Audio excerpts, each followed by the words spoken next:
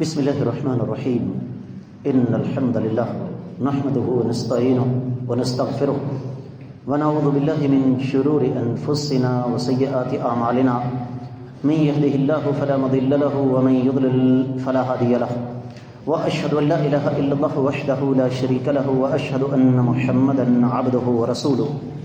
معزز خواتین و حضرات، معمول کے مطابق دوسرے خطبے میں دو بڑی اہم اور ضروری باتیں۔ پہلی بات، شریعت کا ایک مزاج ہے، سمجھ لیجئے۔ شریعت برائی کو نہیں، برائی کے اسباب کو ختم کرتی ہے۔ حدیث کا ایک طالب علم ہونے کے ناطے میں آپ کو بتا دوں کہ کائنات کے امام صلی اللہ علیہ وآلہ وسلم اور صحابہ کرام کے دور میں طلاق کا تناسب 1% سے بھی کم تھا۔ میں نے جیسے عرض کیا، کچھ باتیں میں نے اگلے جمعے کے لیے چھوڑ دی ہیں۔ ایک وقت تھا اور آج بھی خاندانی لوگوں میں یہ سلسلہ چلتا ہے، اگر میاں بیوی کے درمیان اختلاف پڑے تو بڑے بزرگ مل کر اس معاملے کو حل کر لیتے ہیں، اور اس کے لیے فارمولہ بڑا سادہ سا ہے۔ ہم نے اپنی آنکھوں سے دیکھا، کانوں سے سنا، بابا جی کو پتہ ہے، بزرگوں کو پتہ ہے کہ میری بہو یہاں غلط ہے۔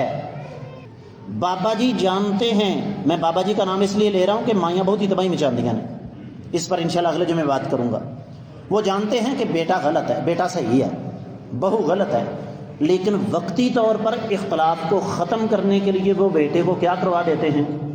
چپ کر، تینوں بہت پتہ ہے، ایڈی سفیکی تے ایڈی سیانی میری نوح ہے، دو گلاں ہو گئی، گڑی قیامت آ گئی، دانا تھلے جیب دے۔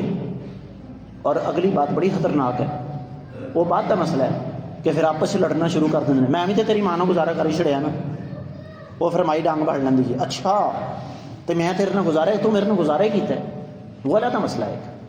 اگر بیٹی کسی وجہ سے لڑ جھگڑ کر میکے آ جائے تو خاندانی لوگوں کا طریقہ کار کیا ہے؟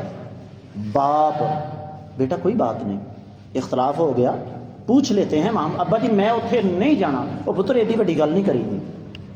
کیوں؟ اس کا تعلق تربیت کے ساتھ ہے۔ میری بات کا مقصد یہ نہیں کہ اگر کوئی ڈنگر، کوئی جانور، کوئی حیوان ہماری بیٹی کو مار مار کر اس کی ہڈیاں سینک دے اور ہم پھر بھی کہیں کہ نہیں جی ہم نے بسانی ہے، اس کا مطلب یہ قطعی طور پر نہیں، وہ ایک علیحدہ مسئلہ ہے۔ لیکن بالعموم معاملات اتنے سنگین ہوتے نہیں۔ بات نوٹ کیجئے گا، شریعت نے طلاق کو ایک ہتھیار قرار دیا ہے، اور ہتھیار کے حوالے سے میں اور آپ اچھی طرح جانتے ہیں کہ دو باتیں ذہن میں رکھنے والی ہیں۔ جو بندہ ہتھیار کو کھلونا بنا لے، اس سے بڑا احمق اور بے وقوف اللہ کی زمین پر کوئی نہیں۔ ہتھیار کھلونا نہیں ہوتا، جب ہتھیار کھلونا بنے گا تو وہی حال ہوگا جس وقت ہمارے معاشرے کا چھوٹی چھوٹی باتوں میں طلاق ہو رہی ہے۔ لیکن جو بندہ ہتھیار کو بوقت ضرورت بھی استعمال نہ کرے، اس سے بڑا بے وقوف بھی کوئی نہیں۔ قرآن کہتا ہے واللاتی تخافون نشوزہن فعظوہن واہجروہن فی المضاجع واضربوہن فإن اطعنکم فلا تبغوا علیہن سبیلا۔ یہ سورۃ النساء کے الفاظ ہیں۔ رب کائنات ارشاد فرماتے ہیں کہ اگر تمہیں اپنی بیویوں سے کوئی شکوہ ہے، کوئی شکایت ہے، سب سے پہلے انہیں اللہ اور اس کے رسول صلی اللہ علیہ وآلہ وسلم کے فرامین کی روشنی میں سمجھاؤ، خود یا کوئی سمجھائے، اور خود سمجھانا زیادہ بہتر ہے، شوہر سے بہتر کوئی نہیں سمجھا سکتا۔ کیا ہم نے کبھی یہ کام کیا؟ اگلا مرحلہ پھر بھی باز نہ آئیں، واہجروہن فی المضاجع، باہر کسی کو نہیں پتا کہ میاں بیوی کے درمیان کوئی اختلاف چل رہا ہے، فرمایا تخلیے میں، تنہائی میں، خلوت میں ان سے بے رخی برتو۔ بی بی صاف اور سیدھی بات ہے، باہر کسی کو پتہ نہیں کہ تو نے میرے ساتھ بدتمیزی کی ہے، گستاخی کی ہے، میں تیرے ساتھ ناراض ہوں، نہ میں کسی کو پتہ چلنے دوں گا۔ تجھے دنیا جہان کی ہر سہولت ملے گی لیکن میری محبت نہیں مل سکتی۔ 90% سے زیادہ خواتین یہاں سیدھی ہو جاتی ہیں۔ اور پھر بھی اگر باز نہ آئے تو قرآن کہتا ہے وَضْرِبُوهُنَّ، پھر اس کو اس کی اوقات یاد دلانے کے لیے ہلکا پھلکا ہاتھ چلاؤ. فَإِنْ أَطَعْنَكُمْ فَلَا تَبْغُوا عَلَيْهِنَّ سَبِيلًا، اگر باز آ جائیں تمہاری اطاعت کا راستہ اختیار کر لیں. بھائی اس بھائی کو خاموش کروائیں، کیا کر رہا ہے یہ؟ اگر کوئی بھائی فون پہ بزی ہو سکے باہر چلا جائے. یہاں جمعہ پڑھنے کے لیے آتے ہو میرے بھائی کہ کالیں سننے کے لیے آتے ہو؟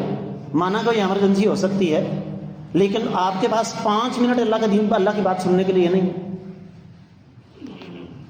تو میں یہ عرض کر رہا تھا، قرآن کہتا فَإِنْ أَطَعْنَكُمْ فَلَا تَبْغُوا عَلَيْهِنَّ سَبِيلًا، اگر اطاعت کا راستہ اختیار کر لیں پھر مٹا دو. اپنے ہاتھ میں ایک ربڑ رکھو، جس طرح کچی پینسل کے ساتھ لکھی تحریر مٹا دی جاتی ہے نا.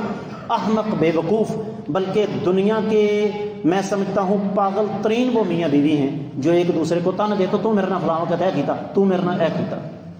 قرآن کہتا ہے اگر ایسا نہ ہو سکے پھر بھی مسئلہ حل نہ ہو، فَبْعَثُوا حَكَمًا مِّنْ أَهْلِهِ وَحَكَمًا مِّنْ أَهْلِهَا، پھر ایک فیصلہ کرنے والی شخصیت لڑکے کی طرف سے ہو، ایک لڑکی کی طرف سے ہو. إِن يُرِيدَ إِصْلَاحًا يُوَفِّقِ اللَّهُ بَيْنَهُمَا، قرآن کہتا ہے پھر بھی اصلاح کا راستہ بند نہیں ہوا. این ممکن ہے آپس میں مسئلہ حل ہونے کی بجائے دو بزرگ دونوں کو سمجھائیں تو اللہ تعالیٰ ان دونوں کے گھر کو بچا لے. بڑی قیمتی بات کرنے لگا ہوں. جس طرح نکاح کے موقع پر ہم علماء کرام سے رابطہ کرتے ہیں، اگر طلاق کے لیے علماء کرام سے رابطہ کر لیں، اس وقت طلاق جتنی طلاقیں ہو رہی ہیں 90% سے زیادہ نیچے آ جائیں. میں نے کیا کہا؟ عہد رسالت، عہد صحابہ میں جب ہم جائزہ لیتے ہیں تو ہمیں طلاق 1% سے بھی کم ملتی ہے. وجہ کیا ہے؟ وہ رشتے دین کی بنیاد پر کرتے تھے، وہ اپنی اولادوں کی تربیت کرتے تھے، وہ اللہ سے ڈر کر ایک دوسرے کا خیال رکھتے تھے، احترام کرتے تھے، آخری حد تک کوشش کرتے تھے، لیکن جب پانی سر سے اونچا ہو جاتا تو آخری حربے کے طور پر طلاق دے دیتے. پہلی بات تو یہ ہے. دوسری بات جو میں یہاں عرض کرنا چاہوں گا، آج 19 رجب ہے. آپ جانتے ہیں ہمارا یہ سلسلہ اللہ کے فضل و کرم سے فرقہ واریت سے بالا تر، لیکن جہاں جا کے شریعت پر زد پڑے گی وہاں کسی کو معافی نہیں. 22 رجب کو ایک رسم منائی جاتی ہے، کیا جی؟ رجب کے کنڈے نام لیا جاتا ہے امام جعفر صادق کا. حقیقت بات یہ ہے کہ امام جعفر صادق 148 ہجری میں فوت ہوئے. امام ابو حنیفہ کے استاد ہیں. نہ وہ 22 رجب کو پیدا ہوئے نہ 22 رجب کو فوت ہوئے. اصل بات کچھ اور ہے، اور وہ بات کیا ہے؟ 22 رجب یوم وفات ہے کاتب وحی نبی کریم صلی اللہ علیہ وسلم کی محبوب بیوی سیدہ ام حبیبہ رضی اللہ تعالیٰ عنہا کے بھائی اور ایک عظیم کمانڈر جلیل القدر صحابی سیدنا امیر معاویہ رضی اللہ تعالیٰ عنہ کی وفات کا. ہمارا بولا بھلا مسلمان آنکھیں بند کر کے جن لایا گلی وہ ناری ٹر چلی، آنکھیں بند کر کے اس کو دین سمجھ کر مناتا ہے. حقیقت میں یہ صحابہ کرام کے ساتھ دشمنی ہے. میرے چینل پر 22 رجب کے کنڈوں کے حوالے سے تفصیلی ویڈیو موجود ہے، چینل کا لنک سامنے لکھا ہوا ہے، تلاش کر لیجیے گا. لمبی چوڑی بات نہیں میں کرتا کیونکہ وقت ختم ہو رہا ہے. عرض کرنے کا مطلب یہ ہے کہ یہ 22 رجب کے کنڈے، یہ اگر تو آپ کے دل میں ذرہ برابر بھی نبی علیہ الصلوۃ والسلام کے صحابہ کرام کی محبت ہے تو ان سے مکمل طور پر گریز اور احتراز کیجیے. ان کا تعلق امام جعفر صادق کے ساتھ ہرگز نہیں ہے. میری اللہ کی بارگاہ میں دعا ہے رب کائنات ہمیں اپنے گھروں کو شریعت کے مطابق چلانے کی توفیق عطا فرمائے. اللہ تعالی ہمیں اپنے بچوں کی شریعت کے مطابق تربیت کرنے کی توفیق عطا فرمائے. جن میاں بیوی کے درمیان اختلافات ہیں اللہ تعالیٰ اپنی رضا و رحمت سے ان میاں بیوی کے درمیان اختلافات کی جگہ پیار اور محبت کی فضا پیدا فرما دے. اللہ تعالیٰ ہمارے شادی شدہ جوڑوں کو ایک دوسرے کا عزت اور ایک دوسرے کا احترام کرنے کی توفیق عطا فرمائے. اللہ تعالیٰ ہمارے گھروں میں تقویٰ کا دورہ فرما دے. رب کائنات اختلافات کو ختم کر کے امن، آشتی، پیار اور محبت کی فضا کو پیدا فرما دے. جتنے معزز خواتین حضرات بیٹھے ہیں اللہ تعالیٰ سب کی مشکلات کو آسان فرمائے، سب پر اپنی رحمت نازل فرمائے.